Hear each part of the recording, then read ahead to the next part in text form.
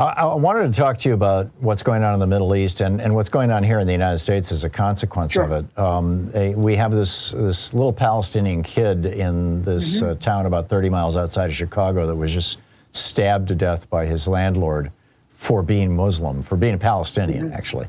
And I know your father was Palestinian, and I saw the picture of that little kid, and he kind of looked like a little version of you. I mean, he's just a beautiful little kid. And you know, as a Palestinian American, and now Rashida Tlaib is getting all kinds of crap for having the Palestinian flag, and it's not the Palestinian people who attacked Israel; it was Hamas, and you know there were Palestinians among them, but that America is not good at nuance here. Tell me what your experience, what your thoughts are on this, as a guy who's by accident of birth in the center of the storm. Look, what happened to the 6-year-old child and his mother, who was also stabbed, but she's alive, is horrific. It is evil to kill a child, to stab a 6-year-old child to death because the child is Muslim and of a Palestinian heritage. The child was born here, 6 years old. The landlord knew this family, which is unreal. He knew them, and then something radicalized him. And I imagine we're going to find out he's on Fox News and a right-wing news consumer, and was radicalized by them, because this really is a radicalization. The guy's their landlord. There's not any issue we know of before this. All of a sudden he comes in and stabs the kid numerous times and kills him. It's grotesque. I'm glad Governor Pritzker called it evil. I'm glad President Biden denounced it. I hope President Biden calls the family, speaks to them so it gets even more press attention.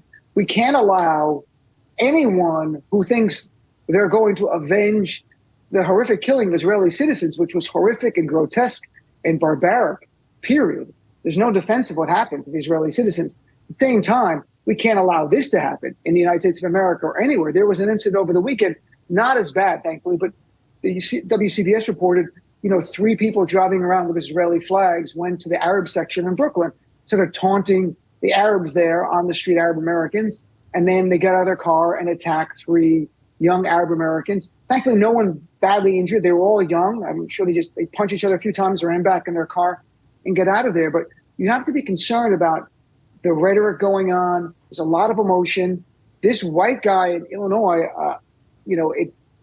why he did this, we're going to have to find out. But it reminds me of the guy who killed a Sikh man after 9/11 and stood there and waited for the police to come, saying, I did this for America. Right. And the Sikh man's not even Muslim, but he wears a turban like bin Laden, different faith, it didn't matter. And it reminds me of that, the white guy here in Illinois. So we can't allow it to happen. And President Biden has been great about denouncing anti-Muslim bigotry, anti-Semitism, but I'd like him to step up even more on this and make it very clear. We're going to protect the mosques, schools, Arab Americans. They're Christian. Big percentage of Arab Americans are Christian, 60%. Doesn't matter. People don't know about their faith. If they're Arab and they're brown, they're potential targets, and they have to be protected in our nation. Yeah, it really is grim. There are reports right now that smoke is coming up over some cities in southern Lebanon. Apparently, the war is now open to northern front.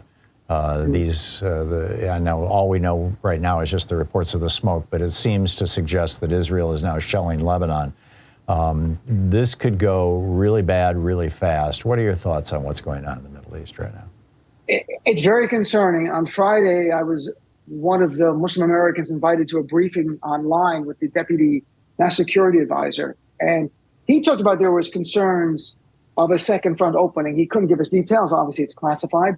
And I'm allowed to say general comments about what was said at that meeting. So there was concerns then. My fiance's family is from Haifa. She was born and raised in Haifa. She's a Palestinian Arab, Israeli Arab, they call them. She's a Palestinian born in Israel and an Israeli citizen. Her family is only about 30 kilometers from the border of Lebanon. Wow. They've actually are now refugees on their own. They self-exiled to Cyprus.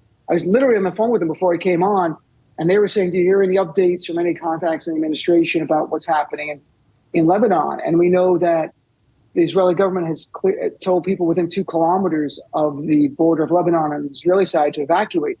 Her family is only 28 kilometers from the next fighting. And she's had Hezbollah missiles fired at their, where they live in Haifa, and they've had to go into bomb shelters in the past. And the train station in Haifa was blown up years ago.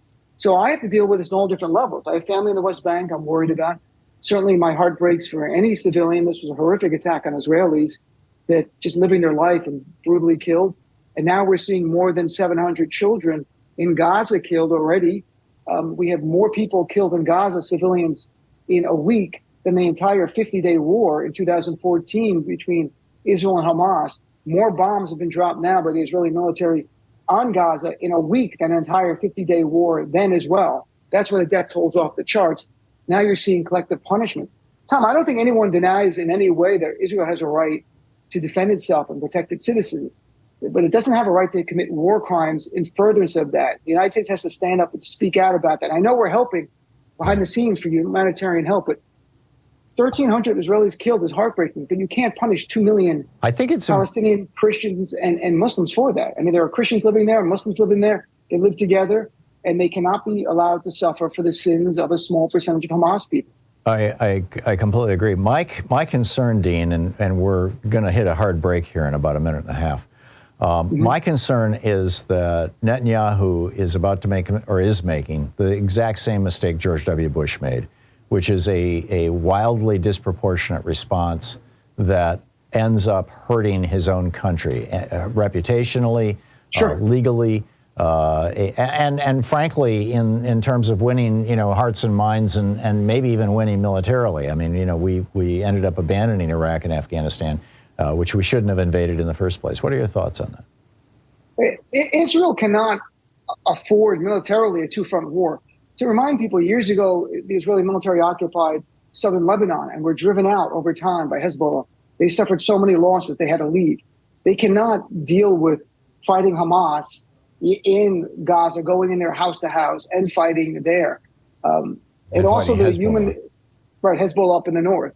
And look, does Iran Iran's behind a lot of this, let's be very clear. Does Iran really want this war? Because then it's going to escalate and perhaps bring them in. I hope calmer heads prevail. I'm hoping there's a way that the Israeli military doesn't have to go in and can still do what they can to undermine Hamas. Hamas is horrible. My Palestinian family lives in the West Bank. Their lives are made more difficult because of Hamas's terrorist attacks. But at the same time, Hamas also has a social wing, which helps people. That's not military.